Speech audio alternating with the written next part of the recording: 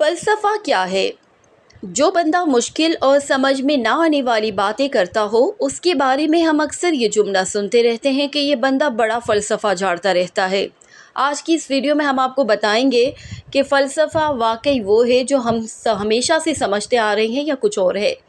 پہلے لفظ کا معنی ہے محبت، پھیلین اور صوفیہ ہے، اور یہ لفظ دو یونانی الفاظ کا مجموعہ ہے، فلسفی فلسفہ کی انگریزی، اور دوسرے کا معنی ہے عقل، یعنی مجموعی طور پر فلسفہ کا مطلب عقل سے محبت ہے۔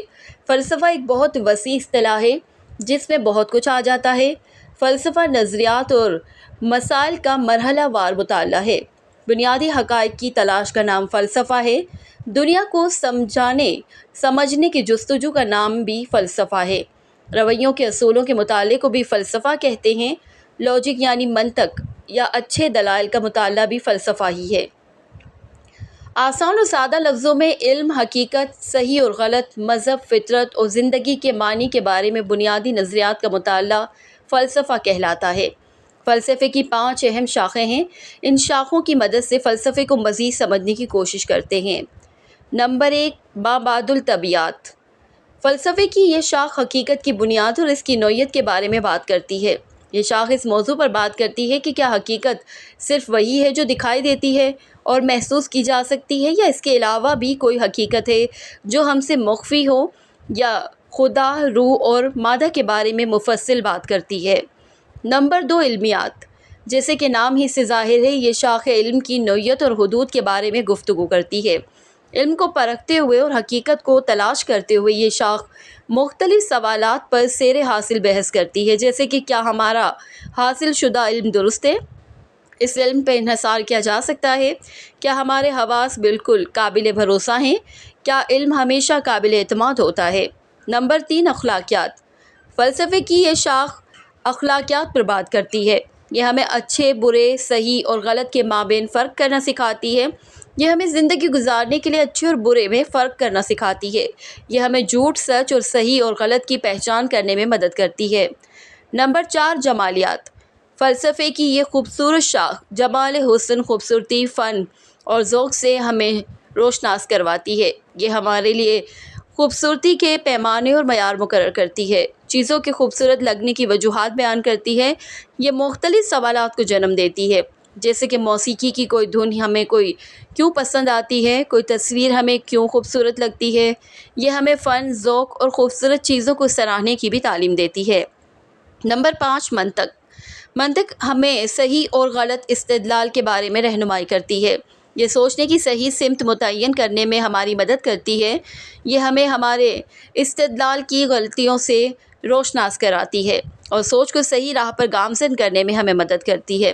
فلسفے کے میدان میں بہت اہم شخصیات نے گراں قدر خدمات سر انجام دی ہیں اور اپنے نظریات کی روشنی میں فلسفے کو سمجھنے میں مدد کی ہے۔ چند مشہور مفکرین کے نظریات سے استفادہ حاصل کرنے کی کوشش کرتے ہیں۔ نمبر 1، سقراط۔ سقراط قدیم یونان کے سب سے عظیم مفکر تھے، جنہوں نے اپنی زندگی لوگوں میں سوالات ابھارنے اور غور و فکر کی ترغیب دینے میں وقف کر دی۔ ان کے نزدیک انسان کی سب سے اہم ذمہ داری سچائی کی تلاش ہے، اور اس کے علاوہ لوگوں کو سوالات و جوابات کرنے، اپنے خیالات پر غور کرنے اور علم کو پرکھنے پر ابھارا۔ نمبر 2، افلاطون۔ افلاطون سقراط کے شاگرد تھے اور بہت سے فلسفہ نظریات کے موجد بھی تھے۔ انہوں نے نہ صرف اپنے استاد محترم کے نظریات کو آگے بڑھایا بلکہ ایک مشہور نظریہ مڈل بھی پیش کیا، جس کے مطابق دنیا کی تمام چیزیں ایک مثالی شکل میں موجود ہیں۔ اس کے علاوہ فلسفے پہ بہت سی کتب بھی تحریر کی جن میں فلسفے کی پہلوؤں پر بحث کی۔ نمبر 3، ارسطو۔ ارسطو افلاطون کے شاگرد تھے اور اپنے استاد کی نظریات کو آگے لے کر چلے۔ انہوں نے منطق، سائنس اور اخلاقیات پر بہت کام کیا، منطق کے اصولوں کو ترتیب دیا اور سائنس کے میدان میں کئی اہم نظریات کو متعارف کروایا۔ ان کے نزدیک زندگی کا مقصد خوشی حاصل کرنا ہے اور خوشی کو نیکی کر کے محسوس کیا جا سکتا ہے۔ Number 4، Confucius. کنفیوشس چین کے ایک مشہور فلسفی تھے جنہوں نے اخلاقیات اور سماجی اصولوں پر زور دیا۔ معاشرے کو پرامن اور ہم آہنگ بنانے کے لیے لوگوں کو اپنی ذمہ داریوں اور فرائض سے روشناس کرانے میں اہم کردار ادا کیا۔ ان کے نظریات نے چینی معاشرے پر گہرے اثرات ڈالے اور ان کی تعلیمات پر آج بھی عمل کیا جاتا ہے۔ فلسفہ ایک بہت اہم علم ہے جو ہمیں زندگی گزارنے کے رنگ ڈھنگ سکھاتا ہے، صحیح اور غلط کو سمجھنے میں ہماری رہنمائی کرتا ہے، ہماری سوچ کو وسیع کرتا ہے اور ایک بہتر انسان بننے کی جانب ہماری رہنمائی کرتا ہے۔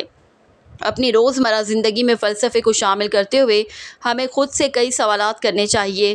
کیا آیا ہم جو کر رہے ہیں وہ ٹھیک ہے؟ ہمیں اپنی زندگی یوں ہی گزار دینی چاہیے یا صحیح اور غلط میں تمیز کر کے گزارنی چاہیے؟ سچ اور جھوٹ میں کیا فرق ہے؟ یہ اور اس طرح کے متعدد سوالات کو اپنی زندگیوں میں شامل کر کے فلسفے کی روشنی میں ہم نہ صرف ایک بہتر انسان بن سکتے ہیں بلکہ دوسرے لوگوں کے لیے بھی مشعل راہ بن سکتے ہیں۔ مزید ایسی معلوماتی ویڈیوز کے لیے ہمارا چینل سبسکرائب کرنا مت بھولیے گا۔